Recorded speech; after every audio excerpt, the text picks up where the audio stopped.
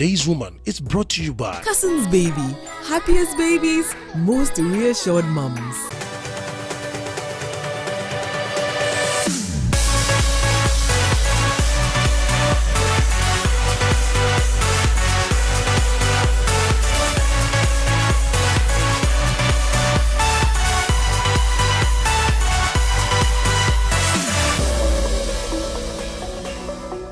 Good morning, my dear viewers, and welcome to the Today's Women Show. I hope for the next hour or so you have all you need so that you can stay glued to the set watching this program. Another informative show, and the topic today is very dear to my heart because we're talking about the twilight years and the plight of the aged in Ghana. Before we do so, of course, I have to tell you my quote for the morning, and it's from Jeffrey Rush. It's about aging. And he says, "Nobody ever said that growing old would be easy. Just having to hold the newspaper in your 40s, hold the newspaper out in your 40s, and the hair growing out of unusual parts of your body in the 50s. It's tough on the ego." Of course, I'd like to thank the sponsors of the show, Cousins Baby. For every baby, there's a Cousins Baby, and J Nisi Skin Repair and Laser Center. Please stay with us. We'll be right back.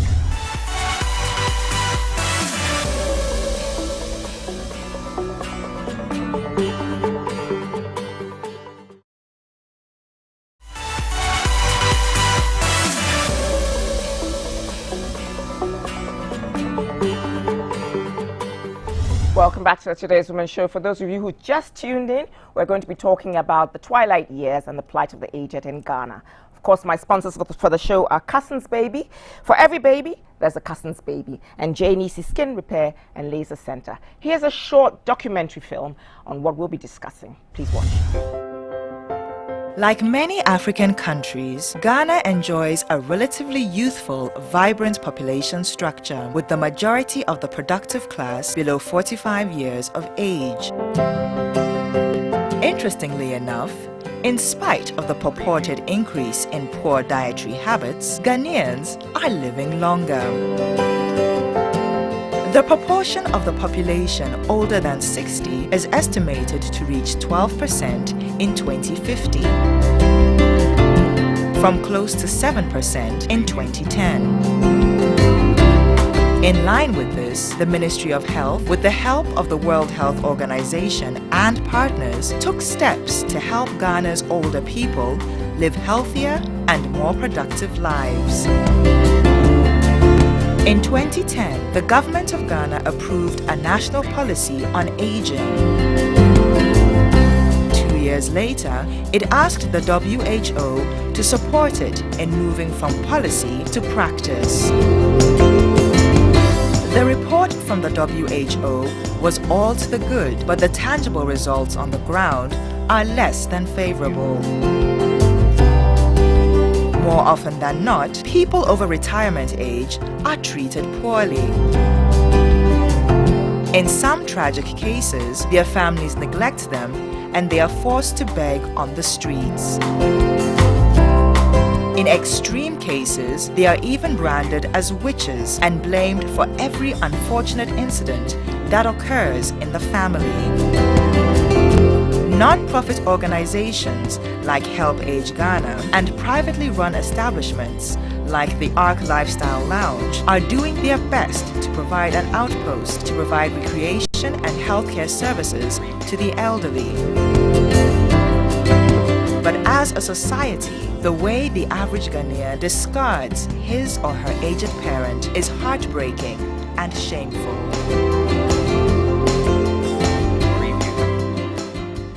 I know my wish is to grow old, and I hope that my children will be around to help me when I get to that age. Later on in the show, you're going to meet a lady who's decided that that's her passion for life, and that's to look after the aged. But before then, I have a lady in the studio. Herself, she calls herself aged. I don't know if you'll agree with me when you meet her. Her name is Mrs. Rebecca Kofi Opata. She herself was once the PA to the MD of ExxonMobil, now Total Ghana. You're welcome to the show. Thank you very much. Now, I'm going to use you as my resource person for the aged. You don't look a day above maybe 55. But it's a pleasure for you to come here. Thank you very much. Now, who do you describe as the aged? The last clip we saw of the lady bent over with a stick, for me in my mind says the aged. You claim you're on the aged. So please define who you say is the aged for me. Well, I think the aged will be from 60 years above. Is a retiring age for any physical person, you know, who is working. I mean, you might have exhausted your time in the office, but still can have the experience and the expertise to offer something. But at least at 60, you must retire. Formally retired. Formally retired, yes, so that somebody else can come. Your children are coming, you know. So 60 years, I think, must say, and onwards. Okay. Now, you found yourself after 60 doing something to keep yourself occupied. What are you doing currently? Currently, I'm a decor. I do bridal decor. I do wreaths, you know, and whatever to do with flowers. And I'm enjoying it very much. When I was in the office, I was doing it before. Okay. When I was in the office, yes. As a part-time As thing? part-time, yes. And I still continue. I have people who call me in the house and then make orders, and I do it for them, yes. So tell me, what kinds of challenges have you faced post-retirement as an elderly person? Well, because I have made myself very busy with work, so I am not really having any post challenges, but I think I can see people having it. Like what kinds of challenges? Challenges are loneliness, you know, and fear, and neglected. You know, I see people having that. Yes. Now, do you think that the government has done enough for the aged in society? No, I must say that it's not only this government, but government actually in Ghana as a whole have not done enough to help the aged, you know, to cope with life after retirement. I mean, in the West, for example, they have pension cards for the aged. Yes. They ride the bus free, public transport free. They get free health care. Yes, is that not available here? No, I think there is a legislature, but it's not accessible. But in the Western world, they have. Before you retire, you have your pension card. And this card enables you to register and to have your free transportation, and which you can go on the bus, on the tube, and wherever you want to go, so that at least you can have a change of atmosphere and a change of life. You know, look at things, if even it's to do window shopping, you can go from north to south, east and west, and you still be back, and you can make yourself happy, merry. We don't have this here. Have you tried to access them by any chance at all? Me? Yes, In personally. England? No, here in Ghana. No, actually, I know there is this free transportation after 60 years. When you go on the bus, you don't pay, but it's not working because I go on the bus and I pay. And you're made to pay? Yes. Have you tried accessing medical health care? Actually, I'm on private medication. That's the thing. So I don't bother, but I think people who are on it are using it. It's not working well for them, but at least they have. And more, by and large, their children are taking care of them, not the government. It's not in that ways. Because when you go to the hospital, even with the national health card, you are made to pay for certain things, and you know, and it's not very comfortable. Now, what would you like to see happen for you as an aged person? Yeah, I think I would like some comfort, some, you know, some respect for love and everything. But I have them because my children are very good. They look well after me. I have them at home, but still I enjoy the Arc Lifestyle Lounge care for the elderly. Yes, where I go. Because I make friends and I meet old friends, and it's very, very comforting to me. Do you think we're celebrating our aged heroes in this country? I don't, not very much. You think we discard of them? No, yes and no, because, you know, we need really to celebrate our aged.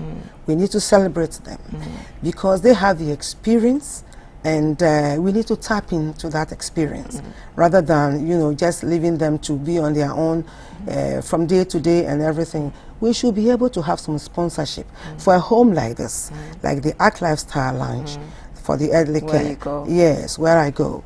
We should be able to support them.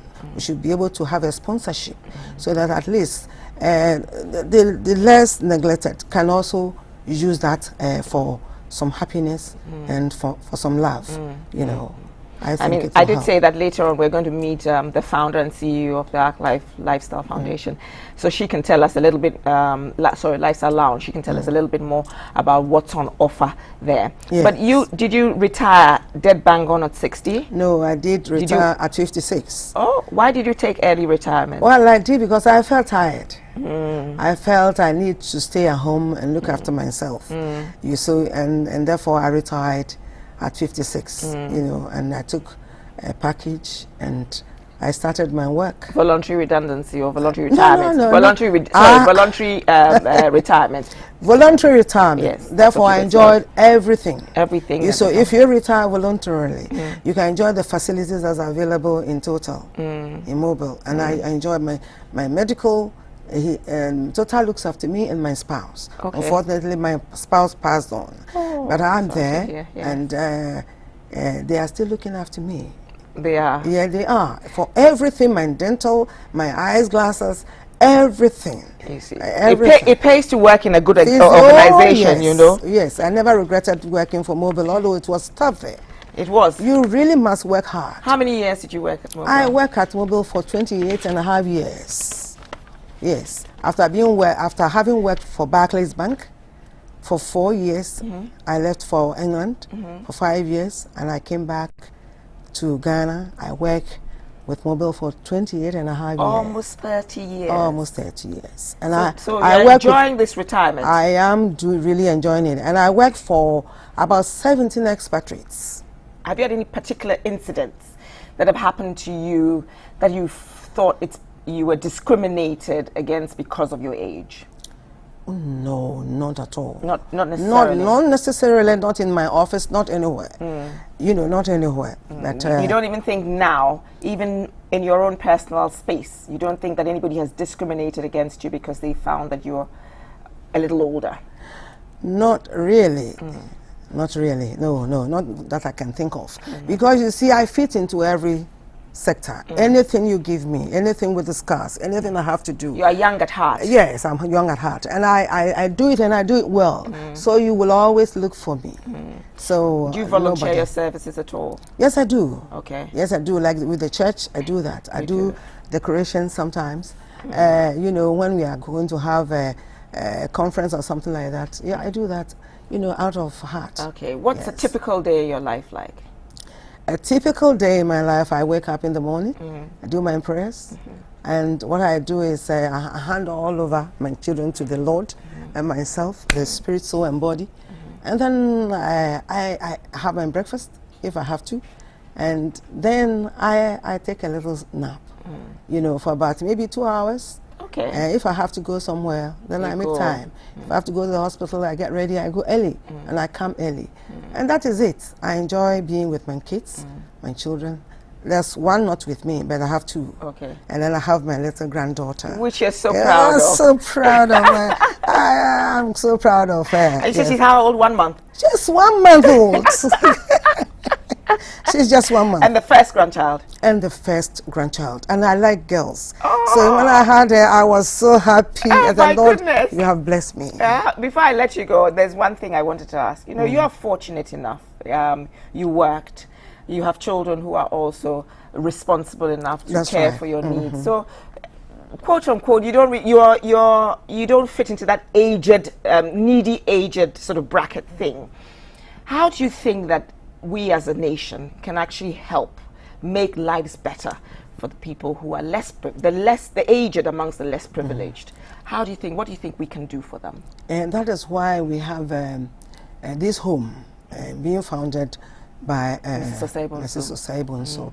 And I wish to see more of these when it is well established. I wish to see more of these things, you know, across the country.